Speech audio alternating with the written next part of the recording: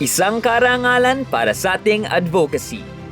Ipinagmamalaki ng National Privacy Commission na ang Privacy in the Spotlight ay pinarangalan bilang Outstanding Digital Campaign sa kauna-unahang parangal. The Outstanding Digital Campaign Award demonstrates that governance must adapt to the digital realm and not only adapt, but must lead it.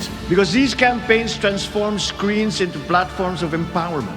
On behalf of the National Privacy Commission, we would like to thank PCO for recognizing the efforts of a very young agency in the government. Alay po natin sa mga kabataan in the future po na sila po ay matuto ng data protection. Maraming salamat po. At hindi lang yan, ang Privacy in the Spotlight ay shortlisted din sa GPA Global Privacy and Data Protection Awards 2024. Abangan ng mas maraming kwentuhan, talakayan, Exciting! at tips para maprotektahan ang personal data nyo. Dito lang yan sa Privacy in the Spotlight, Year 2.